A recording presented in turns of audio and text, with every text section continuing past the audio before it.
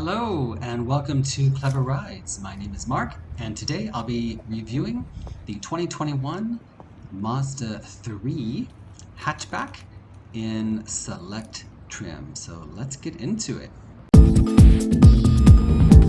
Okay, I'm in the 2021 Mazda 3 and if you're wondering why I'm smiling so much, this car is a hoot to drive. It's a hoot nanny on wheels. And for our foreign watchers outside of the USA, hoot nanny is like a dance festival thing, kind of a Western slang. It is hilarious. I feel like I'm in almost an F1 position. The wheel is nice and high and I'm low in the seat. Of course, you can change that to your liking. My legs are stretched out. Remember that I am 6'4", 192 centimeters, and I'm a tall guy, but this car fits me beautifully. The only other car I can think that fit me better than this one are the Minis, ironically, or like a nice Mercedes sedan or BMW sedan. They have a beautiful fit.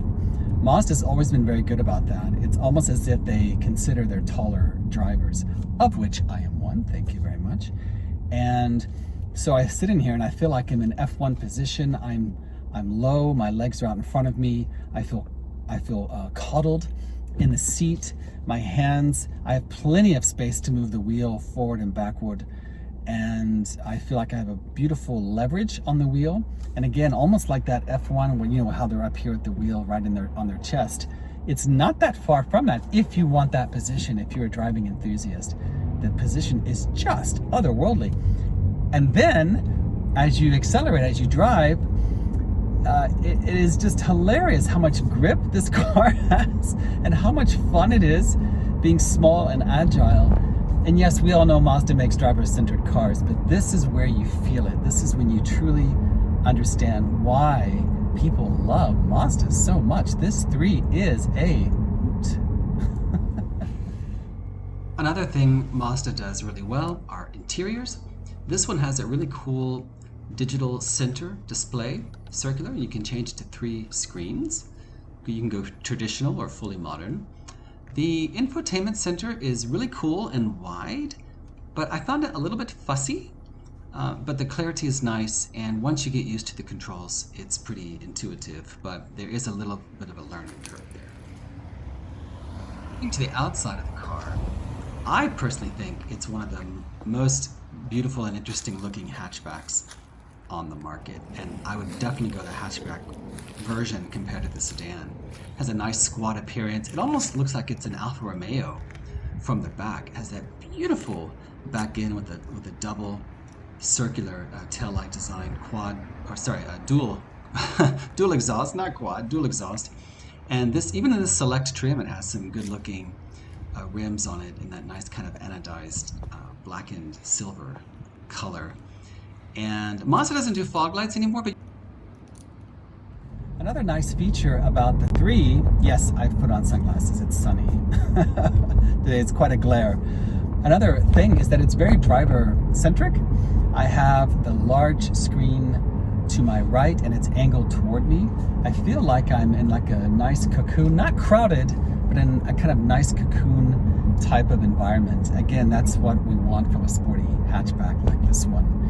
And the visibility is great. I can see out the front. It has a nice long raked windshield, so I have a good visibility upward as well. It's not confined like you might find in some sports cars. The only issue is visibility out the back. There are pretty big blind spots at the hatch where the hatch connects to the wheel arch.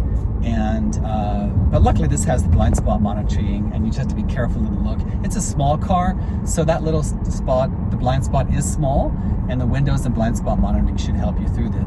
In addition, I have an indicator in front of me on the key on the center display that will let me know if there's a car in my blind spot, which is really cool. And I have that on my other car, which I am so addicted to. That's a really nice safety. Just know that Mazda is big on safety, so this car does have emergency braking, blind spot monitoring, blind spot warning, lane indication warning, cross traffic alert, you name it, radar cruise, it's all there. And it does beep and vibrate the steering wheel a lot. Just know that if you don't like that, you can adjust it or turn it all off to your liking. I do recommend, of course, you keep as much as you can on, but for example, I turned off the lane departure sound alert, but kept the vibration on the steering wheel. So that's my comfort level. I don't want it always beeping at me. With that said, since I've been driving this car, there's been a weird beep for something since I've had it, and for the life of me, I can't figure out what it is. I thought first maybe it was the speed limit indicator, then I thought maybe it was the red light camera indicator. I checked all that in the settings, they're all off, so I don't know what it is. It's like a random little beep every now and then, and I have no idea what it is. It's almost been like a fun quest to find out where that beep is coming from. So yeah, it is a very high-tech car, and it's going to beep at you quite a bit. But remember, you can turn all that off somehow. I imagine there's some way to do it. But let me just get back to the driving position. Again, I feel like I'm Mr. F1 guy in this thing. I have such a beautiful leverage on the wheel. When I'm turning now, I don't have to lean forward, anything. It's just all so natural. And I have to say, this is probably my top 3 best fitting car ever that I've been in. I'm not kidding. This is a Mazda 3. I am not joking. It is exceptional. The wheel is nice and thick, but not too thick, not too thin, like the former 6s. Remember, I complained about that if you watch that video. Has a good thickness. They've obviously improved that. Has a nice feel as well, and fairly minimal in its design. Nothing too fussy on there. First time I drove this car on the highway, I literally had a grin on my face because I just felt like I was in a little mini rocket ship. And I don't know how everyone views this car. When I see it, I think it's a beautiful hatch design, even though the back looks a little odd. I much prefer the hatch to the sedan. If you want to get the sedan, okay, fine. It's a handsome sedan, but a little, unexciting.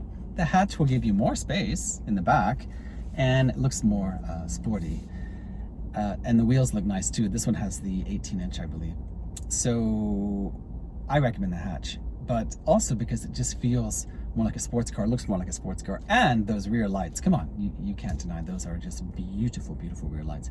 This also has the full LED front headlight and rear lights, and no fogs though. Mazda doesn't put fog lights on their cars anymore. I guess because they're low enough already, or the LEDs themselves are extremely effective even on foggy days. But they've done away with the fog lights. Have you noticed that? If anyone has a reason why they've done that. Cool things I've noticed, I can toggle between the lane departure screen and a digital speedometer, or I can go to a digital readout traditional speedometer or traditional speedometer with extra information on it. I have 3 to choose from. So the center display is digital, which is kind of cool. I also have a speed limit indicator on the left side, also digital, and you can configure the miles per gallon and fuel level. You can change that around as well. That's also digital. It's displayed in a pretty cool way. The rest of it is analog, and it's very nice and simple and well laid out. Did you hear that beep? That was telling me as I signal there's a car in my blind spot, and I cannot see that car. I'm telling you, I cannot see it. So thank goodness that was there. So it told me do not merge lanes. There's a car there, and I know most of you have seen that before.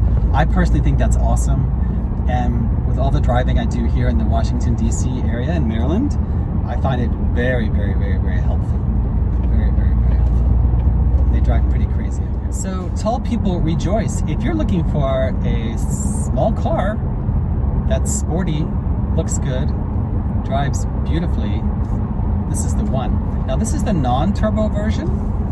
So it has naturally aspirated 2.5 liter. I believe that's correct.